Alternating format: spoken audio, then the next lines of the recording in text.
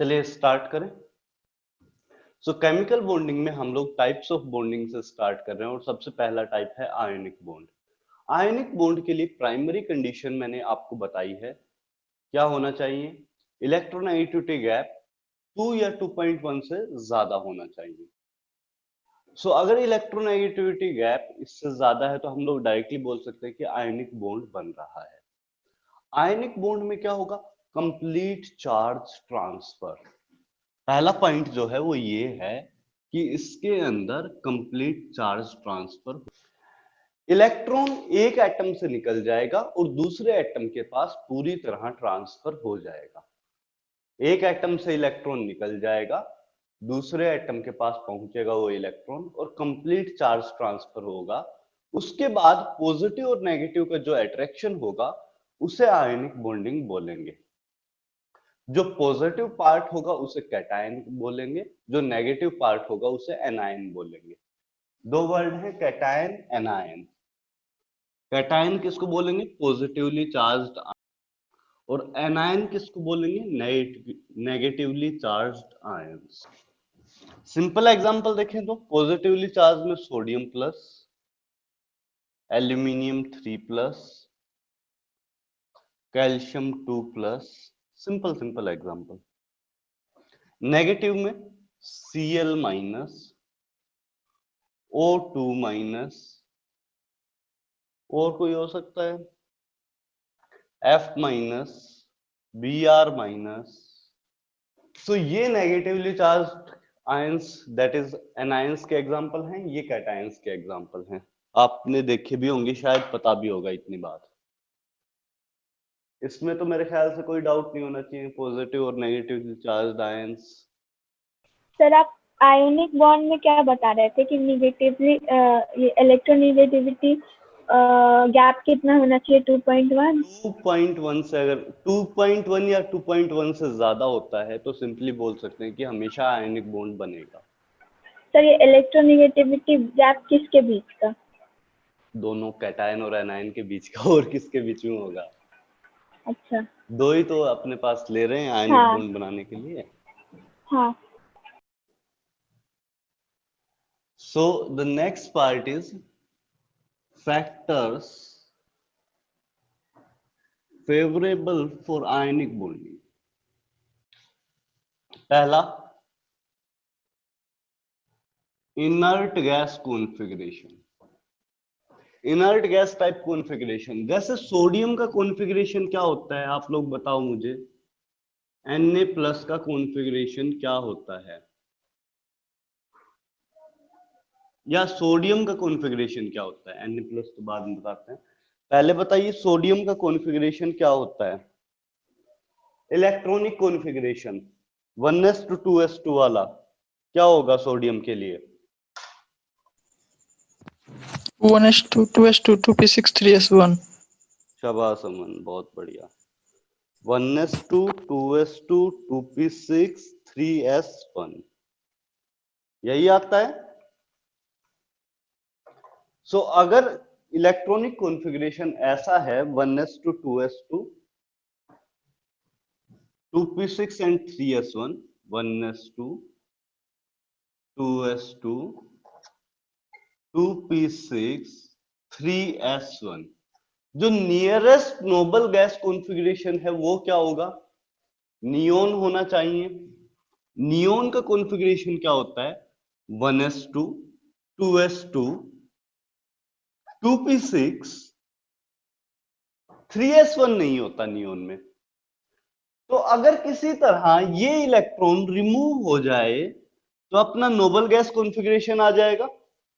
इस इलेक्ट्रॉन को अगर किसी तरह हम लोग रिमूव कर दें, सोडियम से सोडियम प्लस बन जाए, तो अपने पास नोबल गैस कॉन्फ़िगरेशन अचीव हो जाएगा। हो सकता है। हाँ। सोडियम से अगर मैं सोडियम प्लस पे जाता हूं तो नोबल गैस कॉन्फ़िगरेशन अचीव हो जाएगा। इसी तरह आप क्लोरीन का इलेक्ट्रॉनिक कॉन्फ़िगरेशन चेक करो क्या होता है। क्लोरीन का इलेक्ट्रॉनिक कॉन्फ़िगरेशन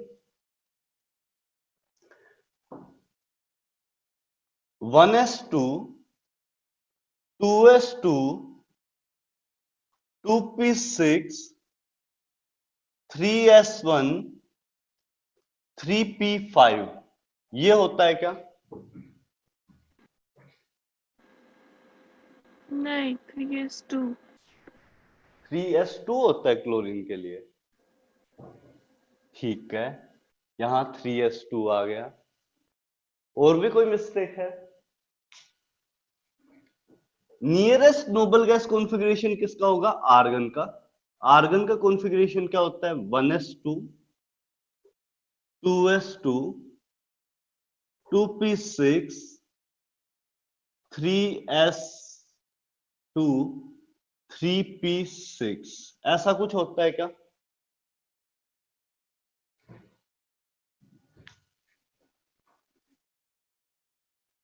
आर्गन का इलेक्ट्रॉनिक कॉन्फ़िगरेशन कुछ ऐसा आएगा क्या? 1s2 2s2 2p6 3s2 3p6। अब आप देखेंगे कि क्लोरीन में एक इलेक्ट्रॉन कम है आर्गन से, देख रहे हैं?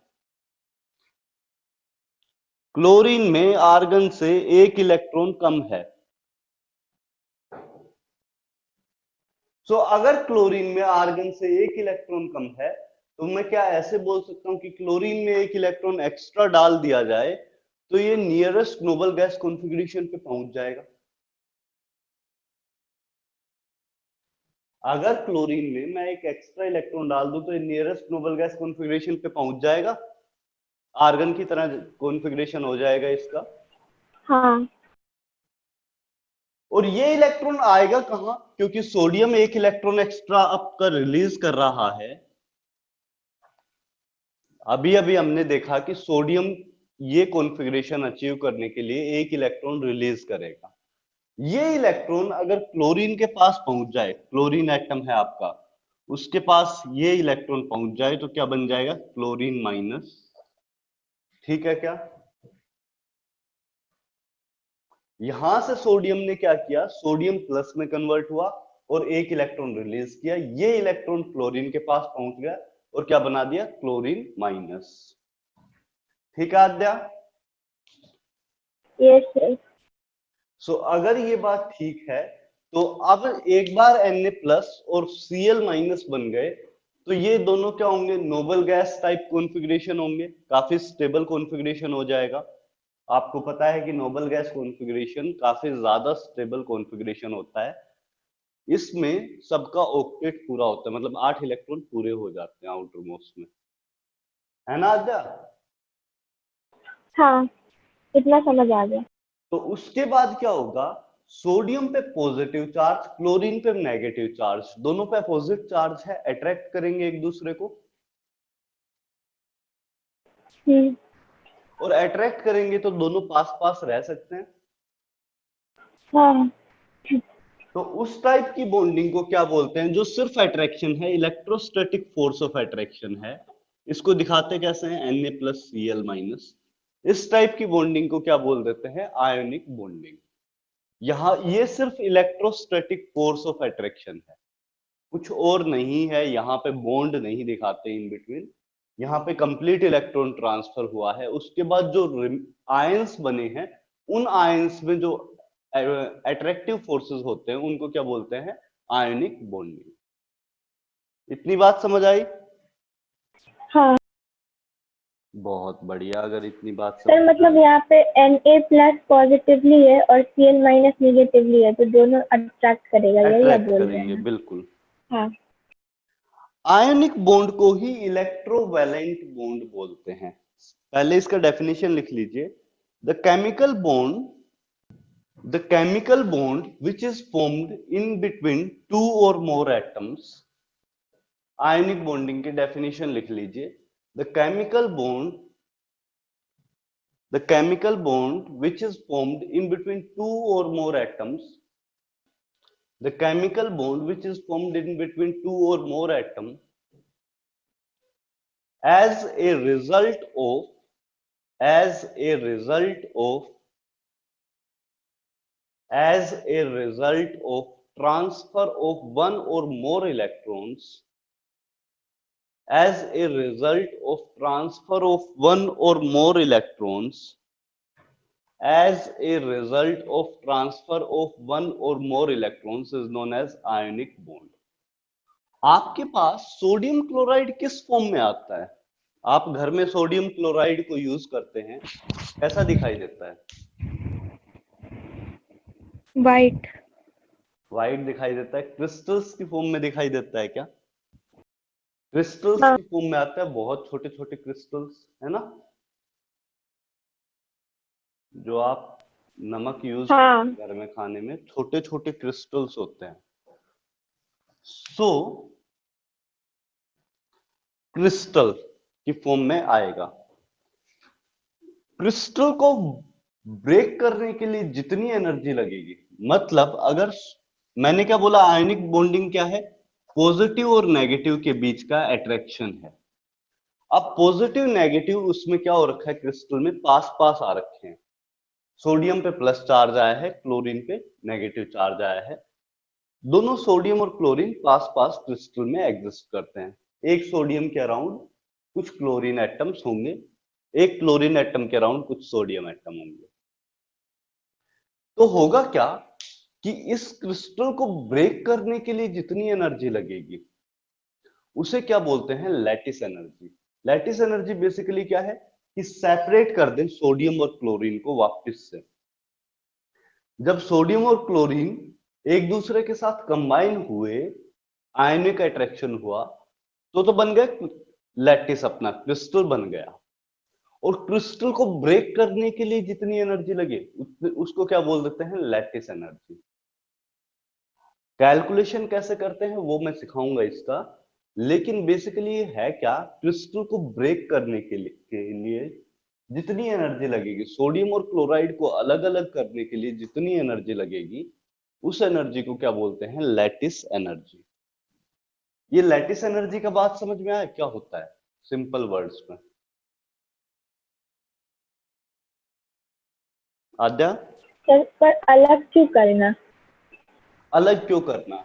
अपने को एनर्जी निकालनी कि आयनिक बॉन्ड को बनने के लिए कितनी एनर्जी चाहिए, तो अच्छा, वो क्या जितना बनने करेंगे, के लिए चाहिए उतना ही अलग करने तोड़ने के के लिए। लिए चाहिए। हाँ। तो तोड़ने वाला निकालना आसान है, बनने के वाला निकालना मुश्किल है, तो तोड़ने वाला निकाल देते हैं। तो उस प्रोसेस का नाम क्या है? यही जो एनर्जी का नाम क्या बोल रहे हैं, लैटिस एनर्जी।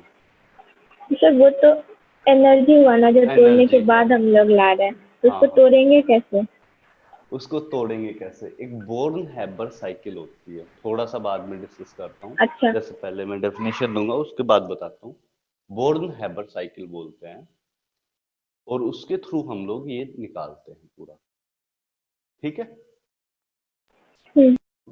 तो यहां पर लैटिस एनर्जी क्या होगा, the amount of energy released, लिख लो, the amount of energy released, sorry, the amount of energy release बोलते, the amount of energy required, the amount of energy required to completely separate, क्योंकि इसमें तो required होगी ना, हम लोग एनर्जी सप्लाई कर रहे हैं क्रिस्टल को तोड़ने के लिए।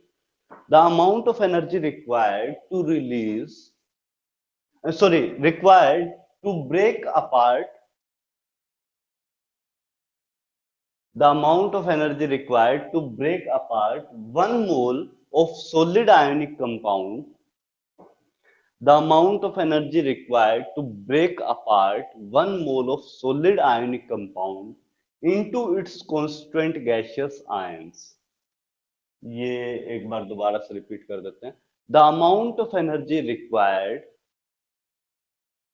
to break apart 1 mole of solid gaseous 1 mole of solid ionic solid into its constituent gaseous ions,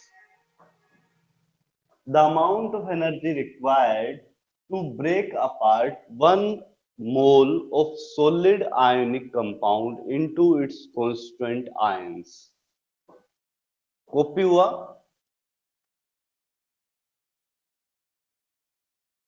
हाँ। ठीक है। सो इस चीज को लैटिस एनर्जी बोलेंगे। और लैटिस एनर्जी बेसिकली आपका कितना अच्छा क्रिस्टल बना है या कितनी अच्छी आयनिक बॉन्डिंग हुई है, इसके डायरेक्टली प्रोपोर्शनल होगी, है ना। क्योंकि क्रिस्टल को ब्रेक करने के लिए जितनी एनर्जी चाहिए, उतनी ही एनर्जी क्रिस्टल को बनने के दौरान निकली होगी। जब क्रिस्टल बना होगा तो वही एनर्जी निकली होगी जो आपने सप्लाई की है इस क्रिस्टल को वापस से ब्रेक करने के लिए। एक बार बना, उसमें कुछ एनर्जी निकली, आपने सेम एनर्जी अगर वापस सप्लाई की तो ये वापस से टूट जाएगा। तो यहां पर क्या होगा, lattice energy is directly proportional to ionic bonding strength.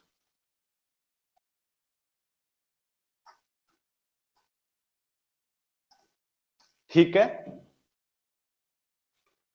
और ये लैटिस एनर्जी डिपेंड किस पे करेगी? सबसे सिंपल तो क्या है कि जितना ज्यादा अट्रैक्शन होगा उतना ज्यादा लैटिस एनर्जी होगी।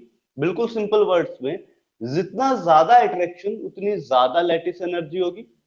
और ये अट्रैक्शन किस पे डिपेंड करेगा? सिंपल सा एक फॉर्मूला था, अपन ने कूलाम्बिक फोर्स का फॉर्मूला देखा था, Q1Q2 divide by are square. ये होता था क्या कूलाम्बिक फोर्स का फॉर्मूला?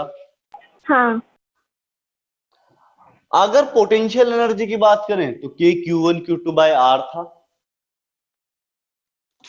फोर्स का फॉर्मूला वो था, एनर्जी का फॉर्मूला ये है। याद है क्या?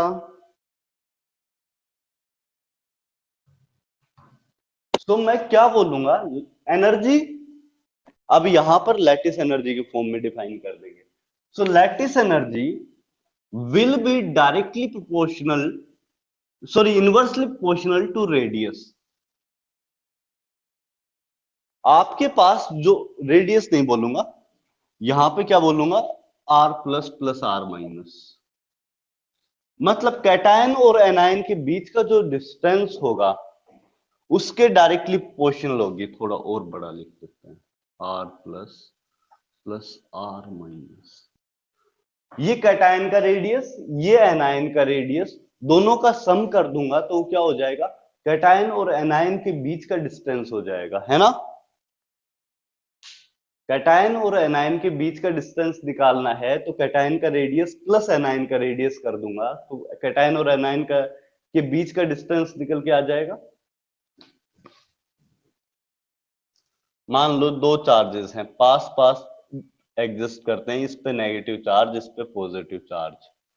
तो इनके सेंटर्स के बीच में डिस्टेंस क्या होगा, इसका रेडियस प्लस इसका रेडियस, दोनों का सम कर दूं तो क्या हो जाएगा, दोनों के बीच का डिस्टेंस निकल के आ जाएगा। हाँ। इसको आर माइनस बोला है, इसको आर प्लस बोला है। ठीक है। सो कैटायन और एनायन के बीच के रेडियस, कैटायन और एनायन के रेडियस का सम कर दूं तो बीच का डिस्टेंस निकल के आ जाएगा। और लैटिस एनर्जी किसके डायरेक्टली प्रोपोर्शनल होगी, बीच के डिस्टेंस के। कैटायन और एनायन के बीच में जितना डिस्टेंस होगा उसके लैटिस एनर्जी डायरेक्टली प्रोपोर्शनल आएगी। इतना बात समझ में आया? हाँ। ठीक है। और किसके प्रोपोर्शनल होगी, चार्ज के प्रोपोर्शनल होगी। So lattice energy will be directly proportional to Z plus and Z minus. मतलब कैटायन पे जितना चार्ज है और एनायन पे जितना चार्ज है उसकी भी डायरेक्टली प्रोपोर्शनल होगी। क्योंकि अगर ज्यादा चार्ज होगा तो ज्यादा अट्रैक्शन होगा पॉजिटिव नेगेटिव के बीच में। So lattice energy should be directly proportional to Z plus and Z minus.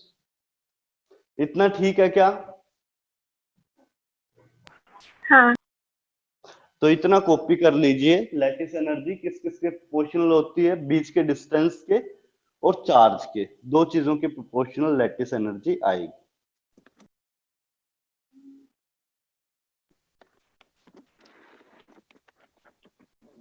Sir तोड़ने में तो कुछ एनर्जी हम लोग डालते ही है, टूटने वक्त भी क्या कुछ एनर्जी रिलीज होता है?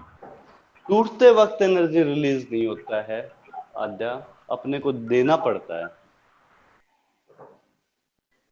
एनर्जी देना पड़ेगा, रिलीज नहीं होगा टूटते वक्त, रिलीज फॉर्मेशन के टाइम होगा।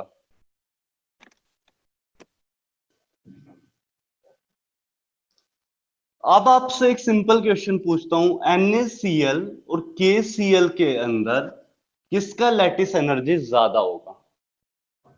जब ये कॉपी हो जाए तो ये ट्राई कीजिएगा कि NaCl और KCl के अंदर लैटिस एनर्जी किसका ज्यादा होगा।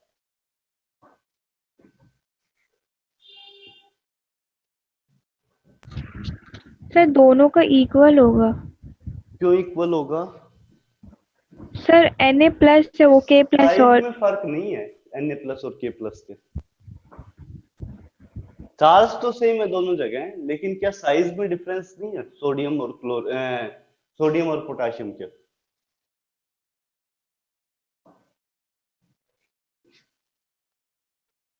सोडियम और पोटेशियम में से किसका साइज ज्यादा बड़ा होगा? बोलिए।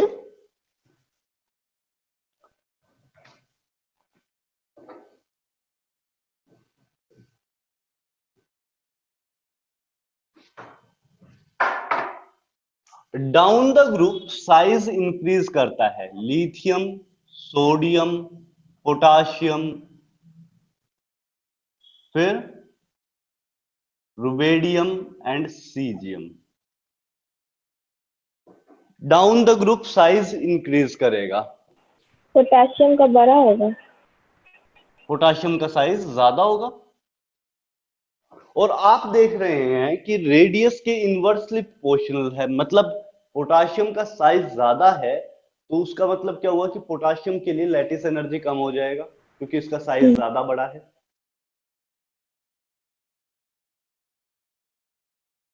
बताइए आर्यन।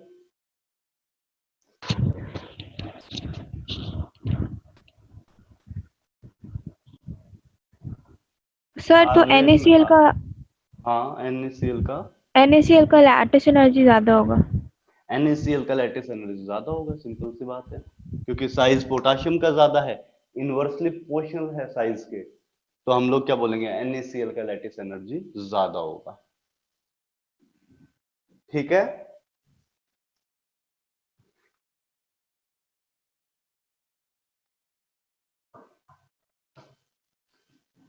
NaCl और MgO का कंपैरिजन कीजिए। MgO, इन दोनों का कंपैरिजन करें तो किसका ज्यादा होगा? Sir MgO। MgO का ज्यादा होगा, क्यों? सर Mg पे चार्ज ज्यादा है। Mg पे चार्ज ज्यादा है, 2+ चार्ज आएगा, तो इस वजह से MgO का ज्यादा आएगा। बड़ा सिंपल सा था। नेक्स्ट ट्राई कीजिए NaCl एंड MgCl2। अब क्या करेंगे? Sir MgCl2। MgCl2 का ज्यादा होगा।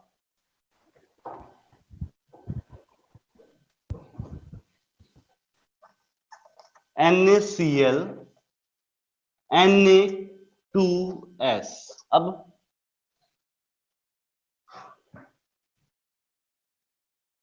Sir Na2S। Na2S का ज्यादा होगा।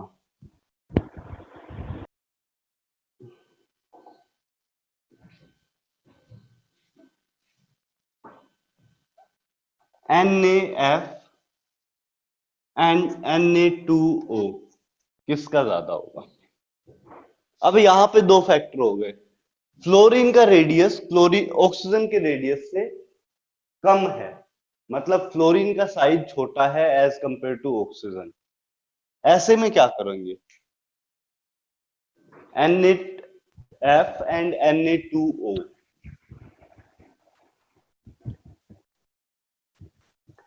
चार्ज का भी फैक्टर आ गया, साइज का भी फैक्टर आ गया, तो फिर कौन सा डोमिनेट करेगा? सर चार्ज वाला डोमिनेट करेगा। चार्ज वाला डोमिनेट करेगा, क्योंकि चार्ज जस्ट डबल हो जा रहा है, रेडियस डबल नहीं कर रहे हैं, थोड़ा सा इंक्रीज है, लेकिन चार्ज जस्ट डबल हो गया है। ऑक्सीजन पे चार्ज कितना है? 2- है, सो चार्ज अगर जस्ट डबल हो गया है तो चार्ज डोमिनेट करेगा, आपके पास लैटिस एनर्जी का ये ऑर्डर आ जाएगा। Al2O3, MgO एंड Na2O, इनमें कंपैरिजन कीजिए। Al2O3, MgO and Na2O। Sir पहले Al2O3 आएगा, उसके बाद MgO, उसके बाद Na2O। Al2O3 सबसे पहले, फिर क्या आएगा, MgO, फिर Na2O। ठीक है।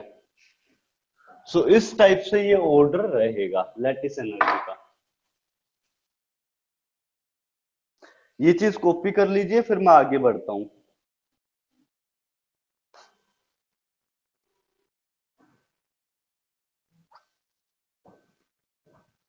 आपके पास सोडियम क्लोराइड का फॉर्मेशन कैसे होता है?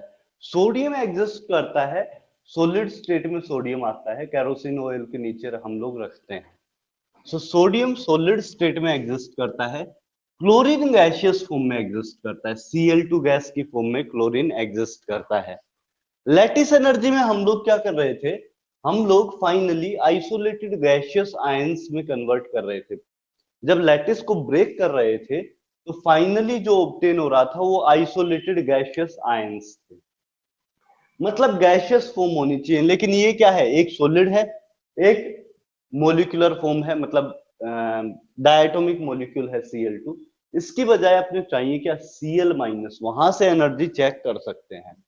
तो सबसे पहले सोडियम को अपने कन्वर्ट करना पड़ेगा, सोडियम गैसियस, और क्लोरीन को कन्वर्ट करना पड़ेगा Cl डॉट। Cl डॉट किस वजह से, सिंगल क्लोरीन एटम में कन्वर्ट करना पड़ेगा, या ऐसे लिख सकता हूं, सिंगल क्लोरीन एटम, दो सिंगल क्लोरीन एटम में कन्वर्ट कर दें, या सिंगल क्लोरीन एटम सिंपल भी बोल सकता हूं, सिंगल क्लोरीन एटम में इसको कन्वर्ट कर दें। ये कैसे किया जा सकता है, किसी भी सब्सटेंस को सॉलिड से गैस में कन्वर्ट करना है, कैसे करूं? किसी भी सब्सटेंस को मुझे सॉलिड से गैस में कन्वर्ट करना है, कैसे किया जा सकता है? Sublimation. कंप्रेस। प्रोसेस होता है सब्लिमेशन। तो यहां पर सब्लिमेशन के लायक एनर्जी सप्लाई करनी पड़ेगी, मतलब delta H of sublimation. Delta H किसको बोलते हैं, एंथैल्पी।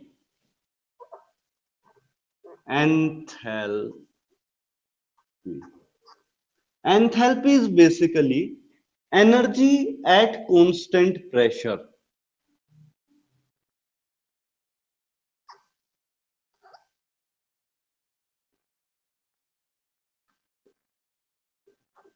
Constant external pressure.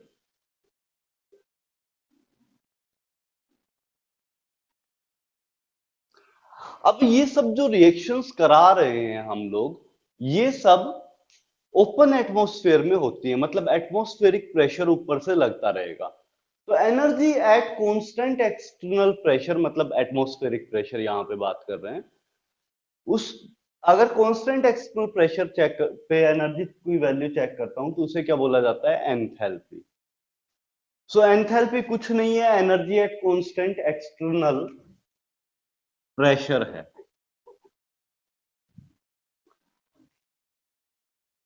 सो delta H S, sublimation, S U भी मैं लिख रहा हूं, सब्लिमेशन किस वजह से, डेल्टा एच का मतलब क्या है, एंथैल्पी। इसी चीज को मैं लिख दूंगा enthalpy of sublimation.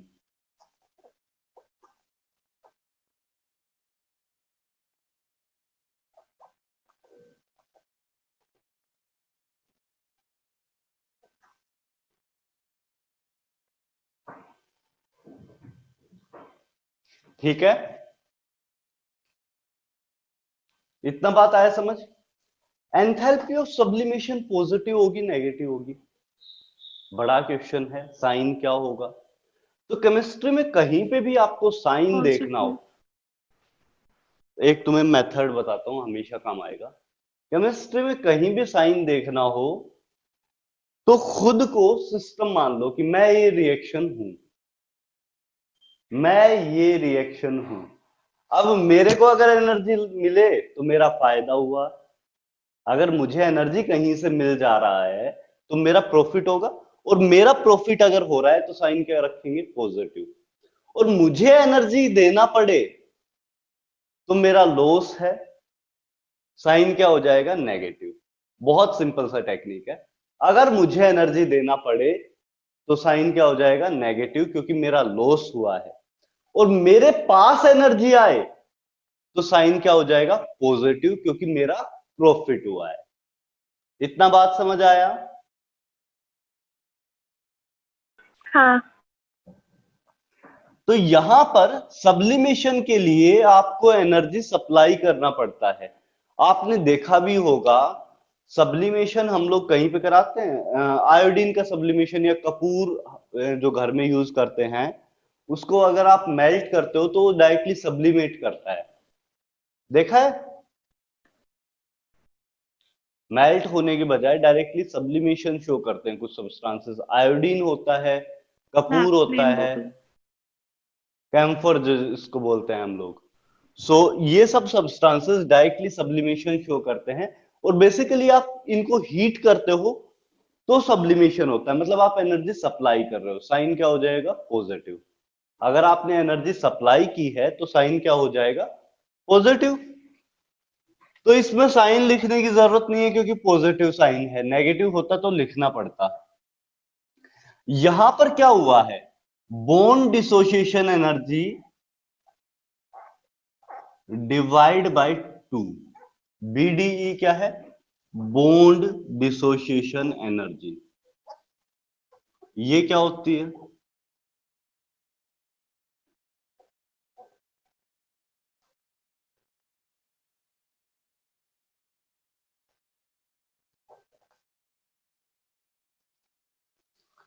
Bond dissociation energy है अमाउंट ऑफ एनर्जी, इस चीज को लिख भी लो। Bond dissociation energy is the amount of energy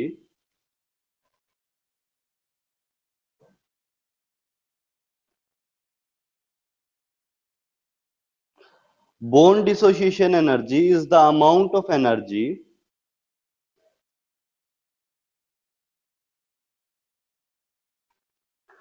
required to break 1 mole of bonds.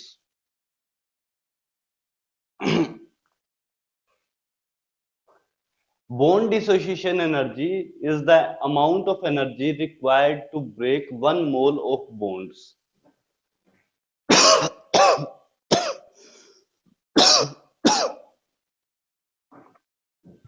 Sir 1 mole of bonds, mole सुना हुआ है ना, मोल कॉन्सेप्ट पहला चैप्टर पूरा, 1 mole of bonds. Bond dissociation energy is the amount of energy required to break 1 mole of bonds. आप एक चीज check कीजिए, अगर 1 मोल क्लोरीन क्लोरीन के बीच में बॉन्ड ब्रेक करते, 1 मोल क्लोरीन क्लोरीन के बीच में बॉन्ड ब्रेक करेंगे तो कितना क्लोरीन एटम्स आपके पास ऑब्टेन होगा, जल्दी से चेक कीजिए 1 मोल बॉन्ड ब्रेक करने से।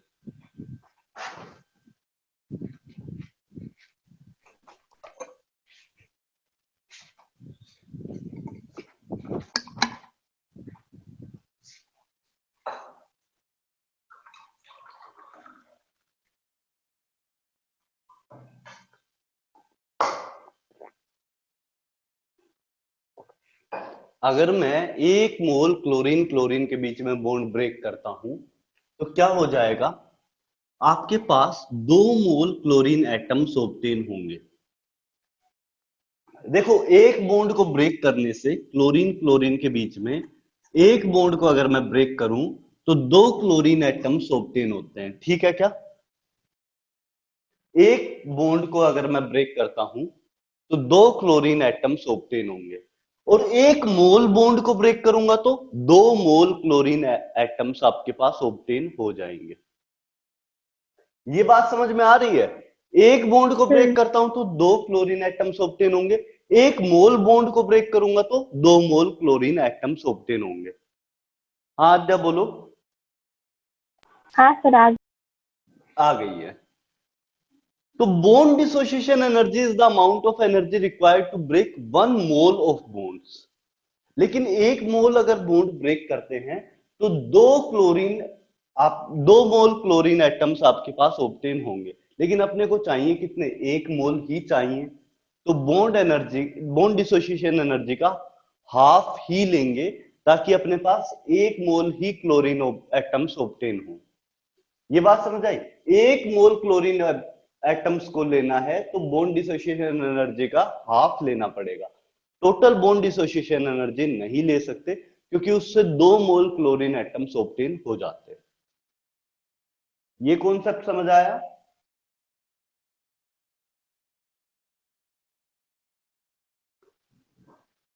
परम, प्रणव,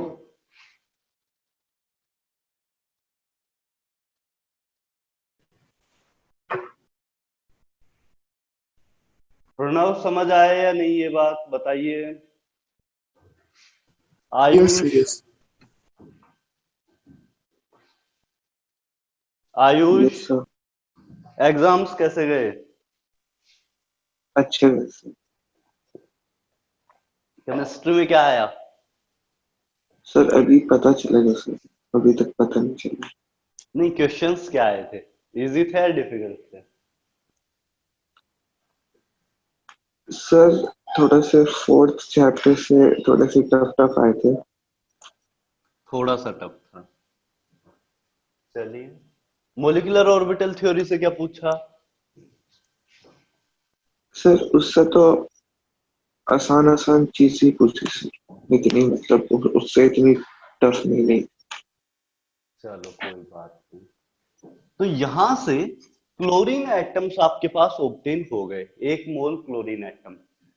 अब क्या करना है, आपको सोडियम से सोडियम प्लस बनाना है गैसियस। कौन सा एनर्जी देना पड़ता है? एक एनर्जी मैंने आपको बताया था, आयोनाइजेशन एनर्जी, याद है क्या? Ionisation energy, the amount of energy required to remove an electron from outermost shell of an isolated gaseous atom। बोला था आयोनाइजेशन एनर्जी कुछ? हाँ बताया था। तो यहां पर अगर आयोनाइजेशन एनर्जी हम लोग सप्लाई कर दें तो सोडियम से सोडियम प्लस बन जाएगा क्योंकि 1 इलेक्ट्रॉन हमने रिमूव कर दिया है आयोनाइजेशन एनर्जी देके।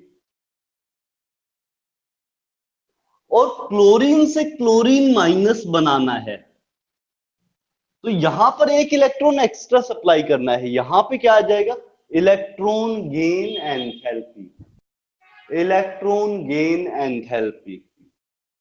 क्योंकि इलेक्ट्रॉन एफिनिटी या इलेक्ट्रॉन गेन एंथैल्पी, यहां पर एक्चुअली 1 इलेक्ट्रॉन एक्स्ट्रा इंसर्ट किया है तो इलेक्ट्रॉन का गेन हुआ। इलेक्ट्रॉन गेन एंथैल्पी क्या होता था, the amount of energy released when we put an extra electron in an isolated gaseous atom।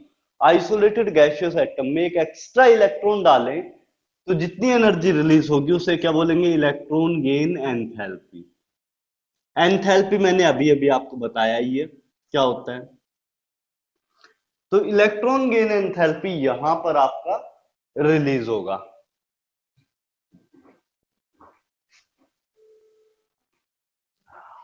अब इन दोनों का आपस में रिएक्शन कराऊं, यहां से इन दोनों का आपस में रिएक्शन कराऊं तो क्या बन जाएगा आपके पास, सोडियम क्लोराइड बन जाएगा।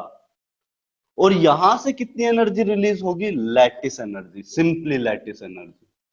क्योंकि लैटिस एनर्जी में क्या हो रहा था, आपके पास सोडियम और क्लोराइड आयंस में सेपरेट करने के लिए जितनी एनर्जी लग रही थी, सोडियम क्लोराइड लैटिस को सोडियम और क्लोराइड इंडिविजुअल आयंस में ब्रेक करने के लिए जितनी एनर्जी लग रही थी उसे ही लैटिस एनर्जी बोल रहे थे हम लोग। तो लैटिस एनर्जी सिंपली क्या हो जाएगा, जब हम लोग सोडियम प्लस और Cl माइनस गैसियस फॉर्म में है दोनों को जब एक साथ कंबाइन करते हैं तो जितनी एनर्जी रिलीज होगी उसे क्या बोलेंगे, लैटिस एनर्जी। मेरा लॉस हुआ इस वजह से साइन क्या हो जाएगा, माइनस। मेरा यहां पर लॉस हुआ है इस वजह से साइन क्या हो जाएगा, माइनस। एनर्जी रिलीज हो रही है मतलब मुझसे एनर्जी निकलकर जा रही है, तो साइन क्या हो जाएगा, माइनस। इतना बात समझ आया आद्या? हाँ। आ गया। इतनी बात अगर समझ आ गई तो ये कॉन्सेप्ट ही समझ आ गया। देखो कैसे, यहां पर आप देखोगे टोटल एनर्जी जितनी भी हैं सब मिला के सम जीरो के बराबर आ जाएगा। क्यों जीरो आ जाएगा, देखना। डेल्टा एच सब्लिमेशन एनर्जी कौन कौन सी है, delta H sublimation plus ionisation energy plus bond dissociation energy by 2 minus electron gain enthalpy. Usually negative होता है, कुछ केसेस में पॉजिटिव भी आता है लेकिन वो मेंशन्ड रहेगा। आपका इलेक्ट्रॉन गेन एंथैल्पी का यूजुअल साइन क्या है, negative. Minus lattice energy is equal to zero.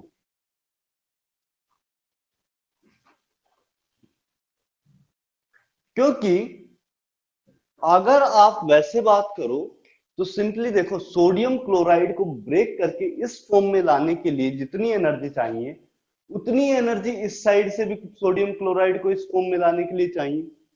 कुछ ऐसा क्या?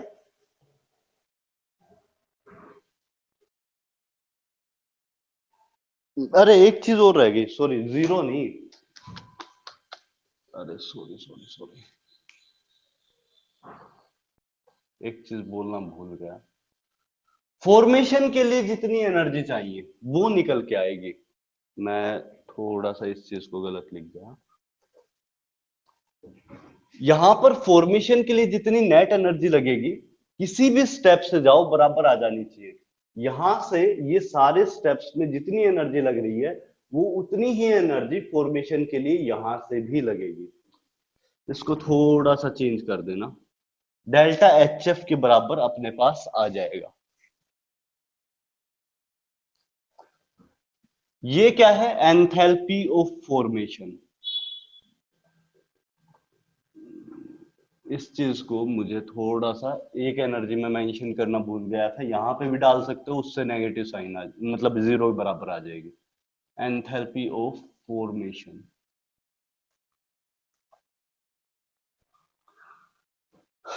ये एनर्जी अगर मैं यहां डाल देता तो जीरो के बराबर भी आ जाती, लेकिन मैंने वो एनर्जी डाली नहीं, लिखा नहीं था।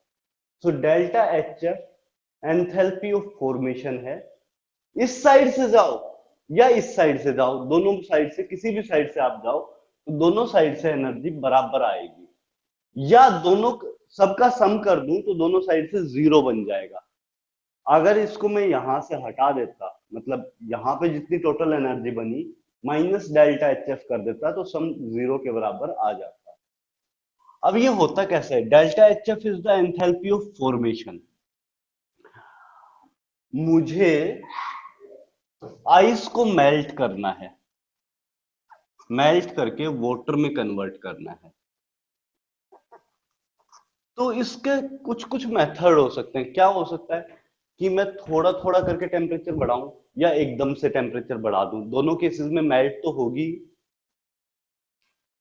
इतना बात समझ आ रहा है?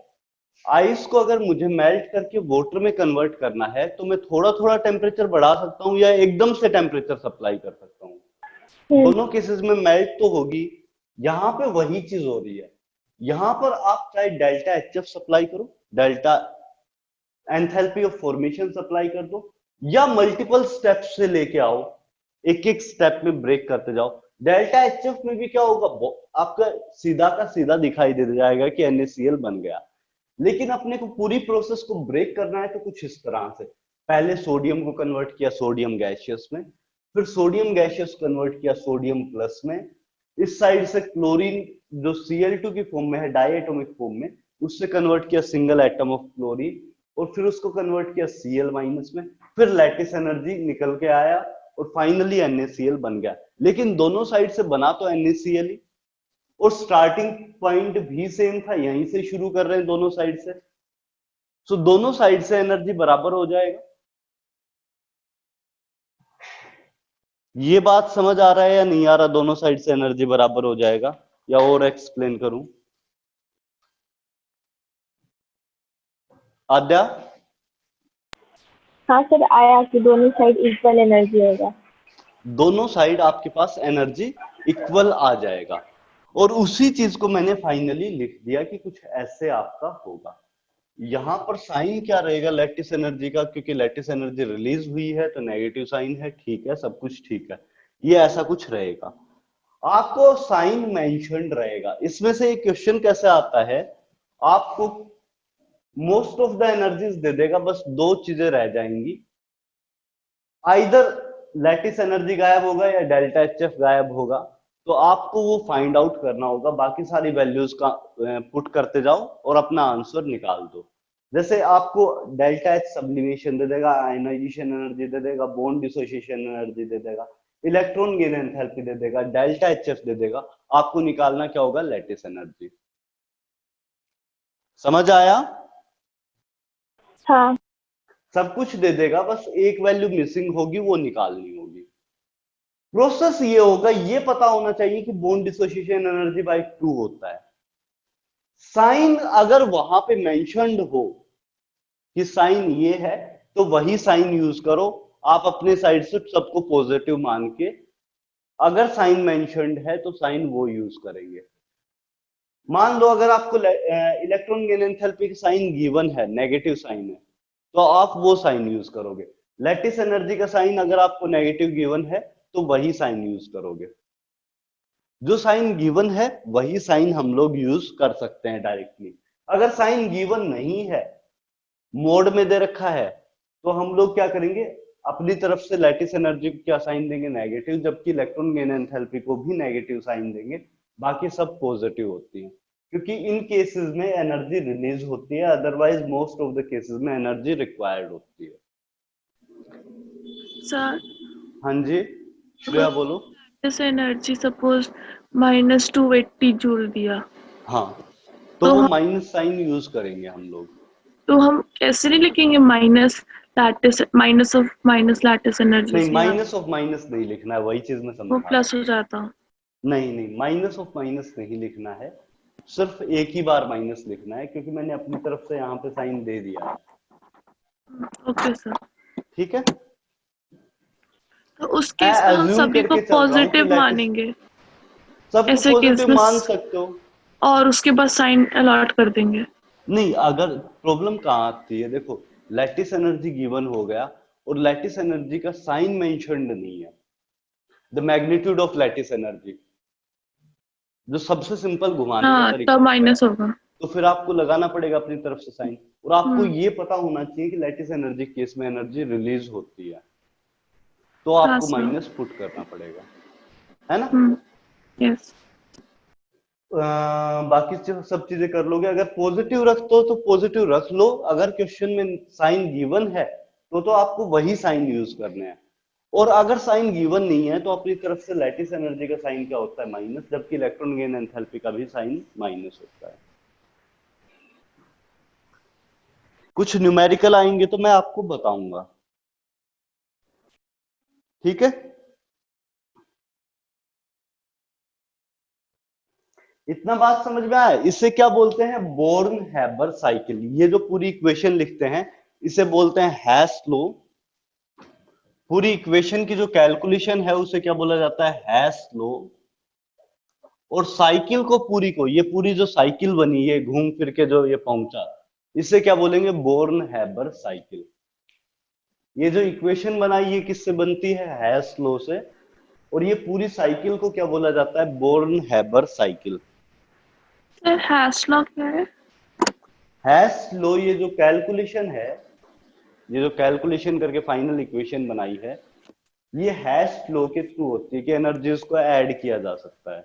हैश लॉ बेसिकली ये होता है कि एनर्जीज को ऐड कर सकते हैं। Okay, Yes, sir. हाँ चलिए,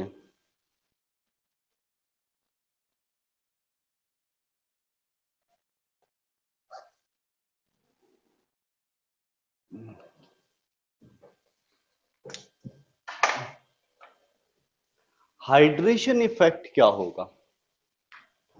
ये बेसिकली क्या होता है, जब हम लोग एक आयनिक कंपाउंड को, जैसे सबसे सिंपल NaCl है, वाटर में डिसोल्व करेंगे तो ये अपने कॉन्स्टिट्यूएंट आयंस में ब्रेक कर जाएगा, मतलब Na प्लस और Cl माइनस में ये ब्रेक कर जाएगा। और ब्रेक क्यों करेगा? क्योंकि उसको लैटिस एनर्जी चाहिए ब्रेक करने के लिए। उतना एनर्जी कहां से सप्लाई होगा? आपके पास वाटर में H2O मॉलिक्यूल होते हैं जिसमें हाइड्रोजन पे डेल्टा प्लस, ऑक्सीजन पे डेल्टा माइनस चार्ज होता है। अब से मैं वाटर मॉलिक्यूल को कुछ इस तरह से डिनोट करूंगा। इस एंड पे क्या चार्ज है? पॉजिटिव चार्ज, जबकि इस एंड पे क्या चार्ज है? Negative charge. ऐसा कुछ रहेगा। तो सोडियम प्लस की तरफ ऑक्सीजन एंड अट्रैक्ट होगा, मतलब बहुत सारे वाटर मॉलिक्यूल इसको सराउंड कर लेंगे। या मैं कलर चेंज कर देता हूं तो ताकि थोड़ा सा और आसानी से दिखे।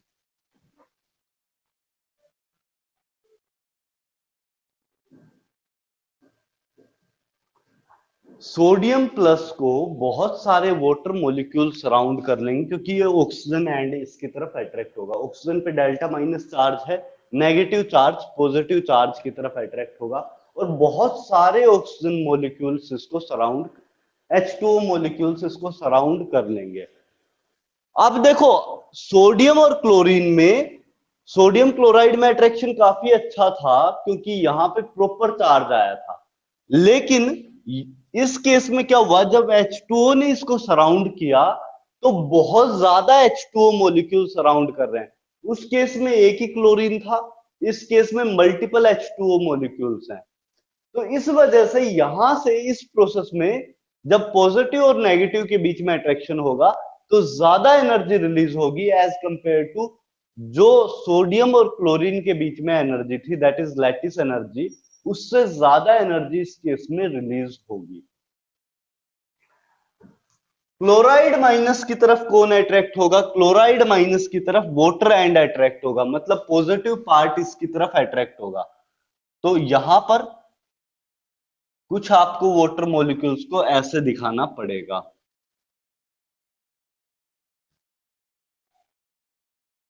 ये प्रोसेस मैंने पहले चैप्टर में भी आपको बताई थी, दोबारा से बता रहा हूं, याद है? फर्स्ट चैप्टर में आपको बताया था मैंने।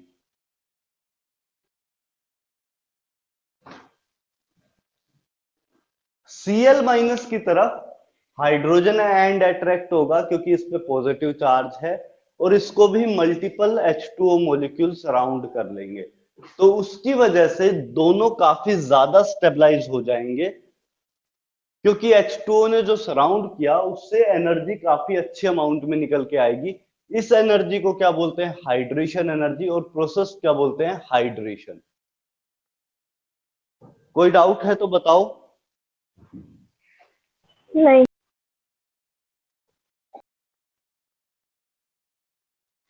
हो गया diagram copy?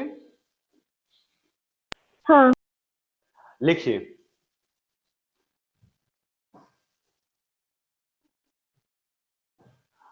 when an ionic compound dissolves in when an ionic compound dissolves in water, when an ionic compound dissolves in water, it breaks into its constituent ions. It breaks into its constituent ions. It breaks into its constituent ions. When an ionic compound is dissolved in water, it breaks into its constituent ions. As water is a dipole, as water is a dipole,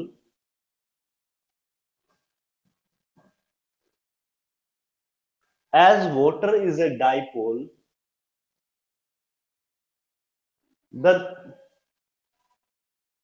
the negative end of the dipole will get attracted towards the negative end of dipole will get attracted towards positively charged sodium ions. The negative end of the dipole will get attracted towards positively charged sodium ions, while the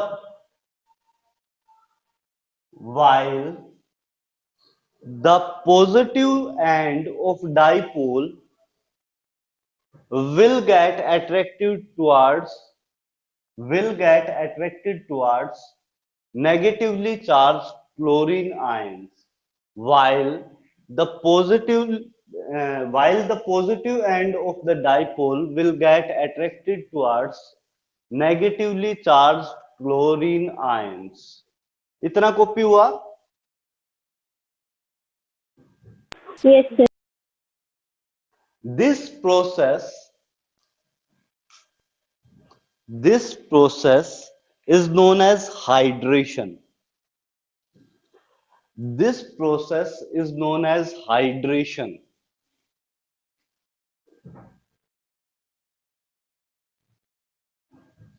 This process is known as hydration, and energy released in this process is known as hydration energy. And energy released in this process is known as hydration energy. This process is known as hydration, and energy released in this process is known as hydration energy. इतना बात समझ आया? Solution effect, यहां पर क्या होगा, water की जगह कोई और डाइपोल हो, मतलब कोई और सोलवेंट हो, C2H5OH, यहां पर भी क्या होगा, डेल्टा माइनस डेल्टा प्लस होगा, पूरी प्रोसेस सेम होगी, लेकिन वाटर की जगह अगर कोई और सोलवेंट है, NH3 है, कोई भी और सोलवेंट है वाटर की तरह, लेकिन अगर प्रोसेस सेम रखता है तो उस केस में क्या बोलेंगे, सोल्वेशन इफेक्ट।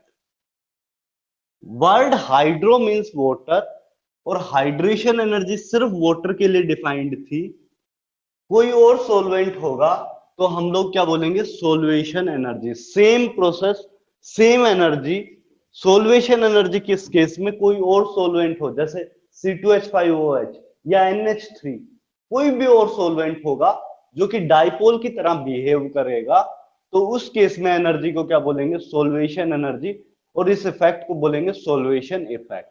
ये फर्क आता है सोल्वेशन और हाइड्रेशन का। सोल्वेशन में कोई और सोलवेंट होता है, हाइड्रेशन में सिर्फ वाटर के लिए बात करेंगे। बात आया समझ?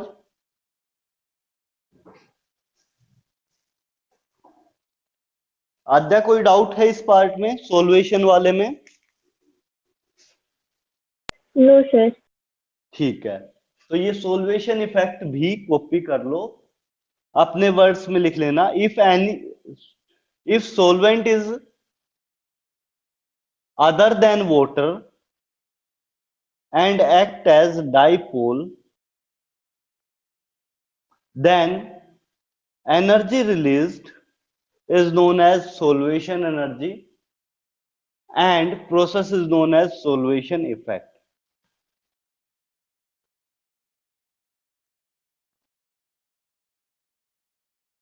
हो गया? Yes, sir. ठीक है,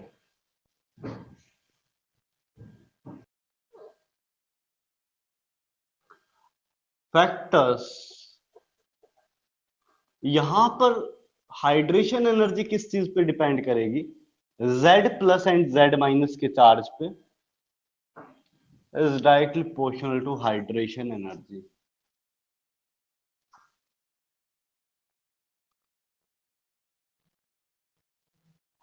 डाइपोल और आयंस के बीच में अट्रैक्शन डिपेंड करेगा कि आयंस पे चार्ज कितना ज्यादा है। अगर ज्यादा चार्ज होगा तो हाइड्रेशन एनर्जी ज्यादा होगी, क्योंकि डाइपोल और आयन के बीच में अट्रैक्शन ज्यादा होगा, और अगर अट्रैक्शन ज्यादा होगा तो amount of energy release will be much higher. ज्यादा अमाउंट ऑफ एनर्जी रिलीज होगा अगर अट्रैक्शन ज्यादा होगा in between positive and negative ions as well as the dipole. Dipole और पॉजिटिव एंड नेगेटिव आयंस के बीच में अट्रैक्शन अगर ज्यादा हुआ तो हाइड्रेशन एनर्जी ज्यादा होगा। ठीक है, Z plus into Z minus के डायरेक्टली प्रोपोर्शनल होगा। अब एक और चीज है, हाइड्रेशन एनर्जी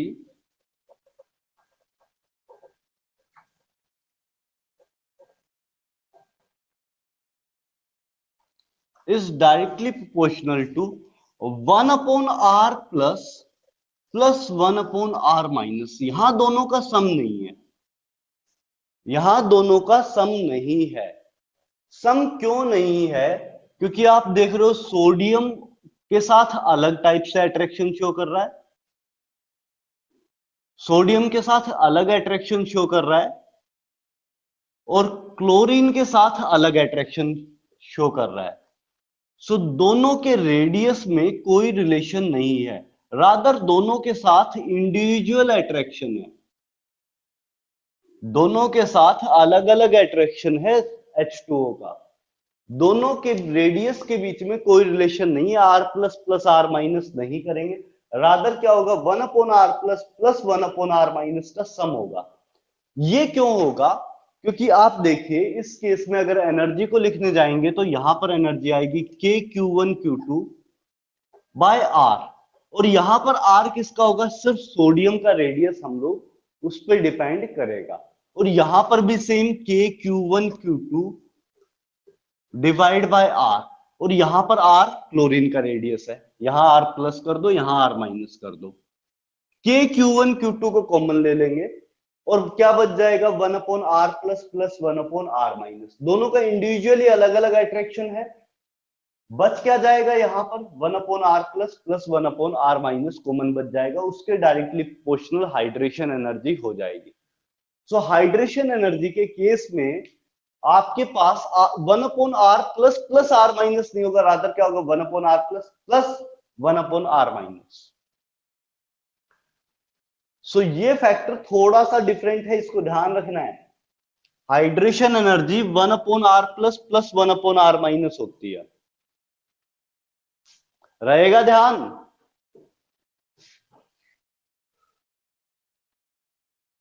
यस सर। सो ये दो फैक्टर हैं जिन पे हाइड्रेशन एनर्जी डिपेंड करेगा, चार्ज पे और रेडियस पे कैसे डिपेंड करेगा 1 upon R plus plus 1 upon R minus, इस तरह से रेडियस पे डिपेंड करेगा। दोनों फैक्टर आपको ध्यान रखने हैं। हाइड्रेशन एनर्जी किसकी ज्यादा होगी, लिथियम प्लस और सोडियम प्लस? बताइए, लिथियम प्लस और सोडियम प्लस में से हाइड्रेशन एनर्जी किसका ज्यादा होगा?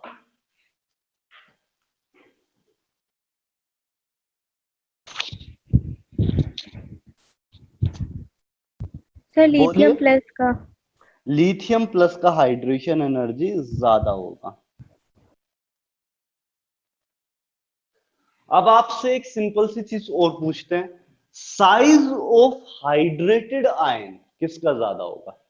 एक वर्ड में यूज कर रहा हूं, साइज ऑफ हाइड्रेटेड आयन, मतलब हाइड्रेशन के बाद किस आयन का साइज ज्यादा है, मतलब H2O को भी काउंट कर लेना है। जिसमें ज्यादा अट्रैक्शन होगा उसमें ज्यादा H2O मॉलिक्यूल्स आएंगे, सराउंड करेंगे। ज्यादा H2O मॉलिक्यूल अगर सराउंड करेंगे तो मैं क्या बोलूंगा कि हाइड्रेटेड आयन का साइज ज्यादा हो जाएगा। तो अगर ज्यादा H2O मॉलिक्यूल सराउंड कर रहे हैं तो हाइड्रेटेड आयन का साइज आपका ज्यादा आ जाएगा। सो सिंपल सी बात है कि यहां पर लिथियम को ज्यादा सराउंड करेंगे, लिथियम के केस में साइज छोटा है, इस वजह से अट्रैक्शन ज्यादा होगा। So size of hydrated ion case में लिथियम का साइज ज्यादा बड़ा होगा as compare to sodium. Lithium के केस में ज्यादा अट्रैक्शन है, इस वजह से साइज ऑफ हाइड्रेटेड आयन में लिथियम का साइज बड़ा है एज कंपेयर टू सोडियम। इसको एक्वस लिखेंगे, एक्वस मींस वाटर है, वाटर में डिसोल्व कर रखा है।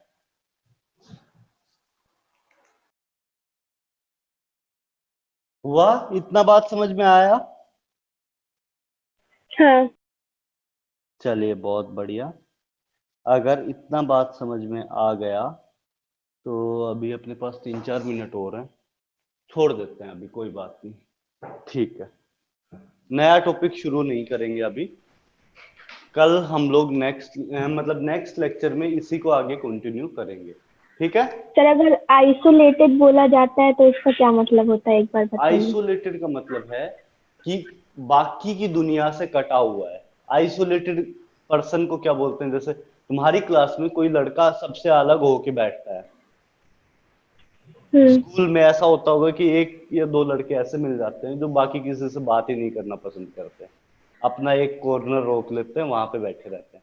तो आइसोलेटेड ऐसे सिस्टम को बोला जाता है जो बाकी दुनियादारी से उसका कोई लेना देना नहीं है। अच्छा, आप वो जो डेफिनेशन लिखाए थे उसमें भी बोले थे isolated isolated ion. Gaseous ion इस वजह से कि उसके ऊपर किसी और आयन का या बाकी सिस्टम का किसी का इन्फ्लुएंस नहीं है, उसके कोई और चीज इफेक्ट नहीं कर रही है, ठीक है। कोई और आयन पास में होता तो उसके साथ अट्रैक्शन हो जाता है या रिपल्शन हो जाता, तो उसकी वजह से एनर्जी चेंज आ जाता है ना कुछ। तो वर्ड आइसोलेटेड यूज करते हैं ताकि कुछ और हम लोगों के बीच में ना आ पाए, सिर्फ उतनी चीजें ही हो जितना है। सर, जब वो नॉवल कॉन्फ़िगरेशन कर लेगा तब तो उस पर कोई चार्ज ही नहीं रहेगा, तो हम लोग आयन क्यों बोल रहे हैं? क्यों चार्ज नहीं होगा? आजा, मतलब चार्ज किस वजह से आता है? इलेक्ट्रॉन गेन या लॉस। इलेक्ट्रॉन रिमूव कर दिया तो नंबर ऑफ प्रोटॉन्स थोड़ी चेंज हो हाँ जाएगा। हाँ हाँ, प्रोटॉन इंक्रीज कर तो जाएगा 11 रहेंगे, इलेक्ट्रॉन्स 10 हो गए, तो पॉजिटिव चार्ज नहीं आएगा। हाँ। और इसी तरह क्लोरीन में एक एक्स्ट्रा इलेक्ट्रॉन डाला तो प्रोटॉन्स तो सेम है 17, लेकिन इलेक्ट्रॉन्स 18 हो गए, तो नेगेटिव चार्ज आ जाएगा। हुआ ये डाउट क्लियर? हाँ सर। हाँ श्रेया बोलो। ग्रुप 1A ग्रुप 1B ऐसे करके जो है वो क्या होता है? 1A फर्स्ट जो अपने पास एस ब्लॉक है, उसमें पहले ग्रुप को 1A बोल देते हैं, सेकंड ग्रुप को 2A बोल देते हैं। इसमें क्या मतलब समझा नहीं मैं, पूछना क्या चाह रहे हो? मतलब क्वेश्चंस ऐसे थे कुछ जो आपने एलन की शीट दी थी उसमें था कि क्या ग्रुप सही, क्या ग्रुप?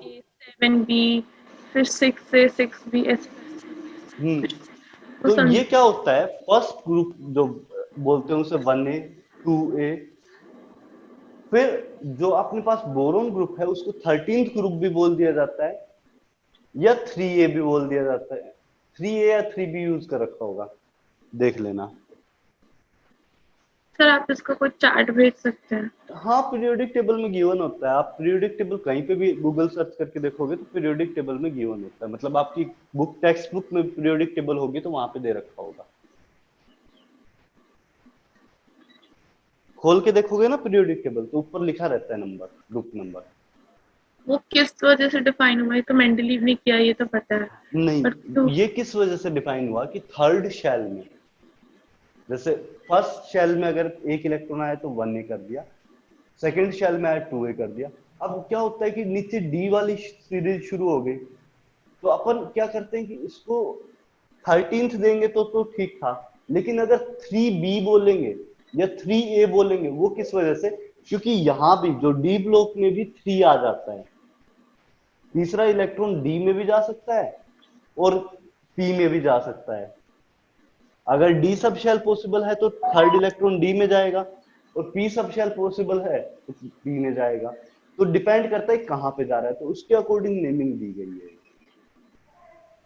दोनों जगह पॉसिबल है तो एक को 3A बोल दिया, एक को 3B बोल दिया, ऐसे चलता है। ठीक है। और सर एक और चीज था, वो मैक्सिमम इलेक्ट्रोनेगेटिविटी डिफरेंस कितना हो सकता है? मैक्सिमम इलेक्ट्रोनेगेटिविटी गैप सीजियम और इसके बीच में, फ्लोरीन के बीच में। देखो श्रेया, एक चीज और आती है कि अपने पास जो ग्रुप का इलेक्ट्रोनेगेटिविटी है वो कहीं ज्यादा चला जाता है as compare to single atom. जैसे मैं एक सिंपल सा एग्जांपल देता हूँ, CF3, ये जो ग्रुप होता है इसका इलेक्ट्रोनेगेटिविटी 5.8 के आसपास चला जाता है। तो एज सच एटम्स के बीच में मैक्सिमम इलेक्ट्रोनेगेटिविटी गैप तो बोल सकते हो, लेकिन ग्रुप में अगर बात करें, जैसे CF3 ग्रुप है, उसका इलेक्ट्रोनेगेटिविटी गैप काफी ज्यादा आ सकता है। तो डिपेंड करता है कि मॉलिक्यूल का स्ट्रक्चर क्या है उस पर भी। हाँ, ओके सर।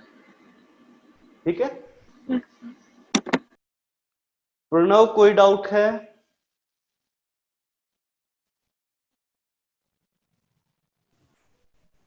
तो नहीं आया सर।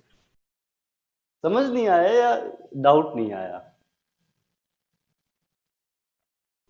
सर लास्ट तो थोड़ा समझ भी नहीं आया सर। समझ भी नहीं आया तो पूछना चाहिए ना, क्यों नहीं पूछा? किस पार्ट में समझ में नहीं आया बताया?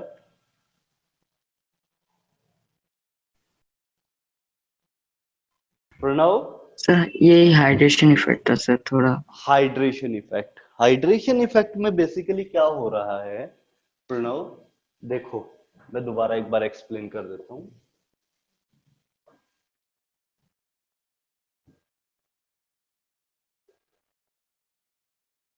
आयनिक कंपाउंड्स जो होते हैं उन पर एक आयन पर पॉजिटिव चार्ज होगा, दूसरे आयन पर नेगेटिव चार्ज होगा। इतनी बात तो सिंपल सी है। अब वाटर मॉलिक्यूल जो होता है आपके पास, उसमें हाइड्रोजन का इलेक्ट्रोनेगेटिविटी 2.1 होता है, जबकि ऑक्सीजन का इलेक्ट्रोनेगेटिविटी 3.5 होता है। मतलब ऑक्सीजन की टेंडेंसी होगी कि वो बॉन्ड के इलेक्ट्रॉन्स को अपनी तरफ खींच ले, है ना? तो ऑक्सीजन बॉन्ड के इलेक्ट्रॉन्स को अपनी तरफ खींच लेगा, और खींच लेगा तो उससे हाइड्रोजन पर एक पार्शियल पॉजिटिव चार्ज जनरेट होगा। ये पार्शियल पॉजिटिव चार्ज किस वजह से? क्योंकि कंप्लीट ट्रांसफर ऑफ इलेक्ट्रॉन नहीं हुआ है, ऑक्सीजन को कंप्लीटली इलेक्ट्रॉन्स नहीं गए हैं, रादर क्या हुआ है, इलेक्ट्रॉन शिफ्ट कर गए ऑक्सीजन की तरफ। तो ये जो इलेक्ट्रॉन इस तरफ चले गए उसकी वजह से हाइड्रोजन पर एक पॉजिटिव चार्ज, जबकि ऑक्सीजन ने इलेक्ट्रॉन लिया है, मतलब ऑक्सीजन की तरफ शिफ्ट हुआ है इलेक्ट्रॉन, तो ऑक्सीजन पर एक पार्शियल नेगेटिव चार्ज। पार्शियल का मतलब होता है 0 से 1 के बीच में कुछ भी वैल्यू हो सकती है। इसकी वैल्यू अपने को नहीं पता, लेकिन कुछ पॉजिटिव चार्ज है, इतनी बात अपने को पता है इस केस में, और कुछ नेगेटिव चार्ज है इस केस में, इतना अपने को पता है। यहां पर हाइड्रोजन पे वापस से क्या आएगा, डेल्टा प्लस। इतनी बात समझ में आई, पार्शियल चार्ज क्या है और कैसे हो रहा है ये? Yes sir. अब होगा क्या, ये नेगेटिव पार्ट इसके पॉजिटिव की तरफ अट्रैक्ट होगा, क्योंकि पॉजिटिव नेगेटिव अट्रैक्ट करते हैं एक दूसरे को। Pranav, yes sir. सो अगर पॉजिटिव नेगेटिव अट्रैक्ट कर रहे हैं तो नेगेटिव पार्ट सोडियम की तरफ अट्रैक्ट होगा। और वाटर में अगर हम लोग डिसोल्व कर रहे हैं तो बहुत ज्यादा वाटर मॉलिक्यूल होंगे अपने पास। सोडियम के कंपैरिजन में वाटर मॉलिक्यूल बहुत ज्यादा होंगे, क्योंकि सोडियम क्लोराइड तो थोड़ा सा डालते हैं, बाकी सारा तो वाटर ही होता है अपने पास। तो वाटर मॉलिक्यूल्स का अमाउंट बहुत ज्यादा होगा, और सारे के सारे अट्रैक्ट हो रहे होंगे सोडियम के पॉजिटिव चार्ज की तरफ।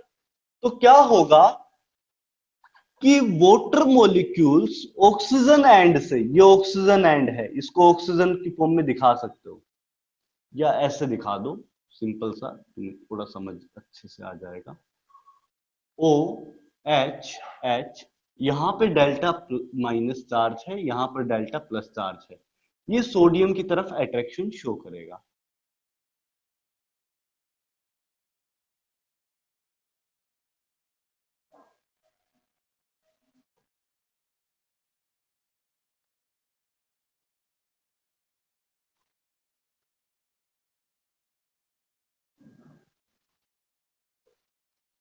ठीक है प्रणव, इतना बात समझ में आया? बहुत सारे वाटर मॉलिक्यूल सराउंड कर देंगे इसको, सोडियम को।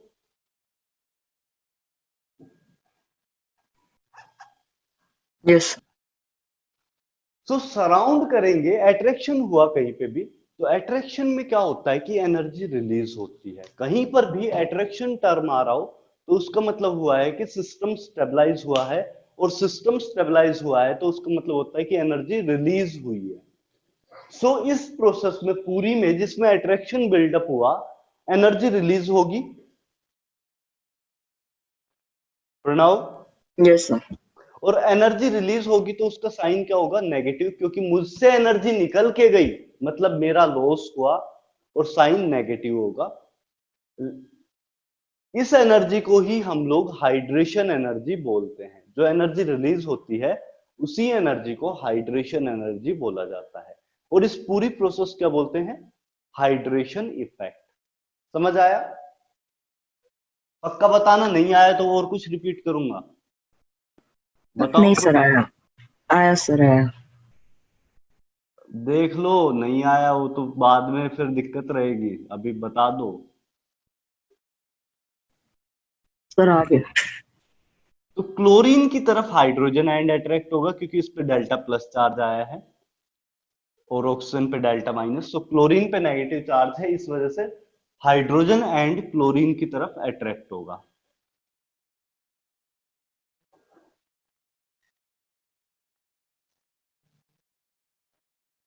ठीक है।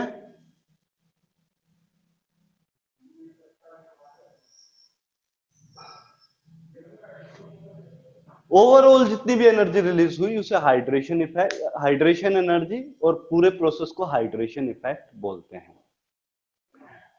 सोल्वेशन में कोई और सोलवेंट होगा, इसी तरह डाइपोल बनेगा।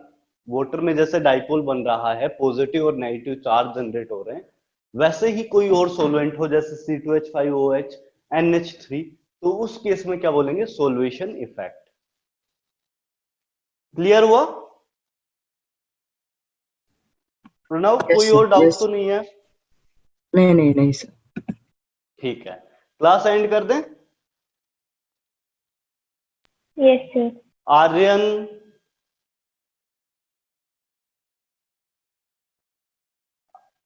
आर्यन कोई डाउट तो नहीं है? आयुष? No sir. ठीक है, thank you sir. Bye everyone. Thank you sir. Thank you sir bye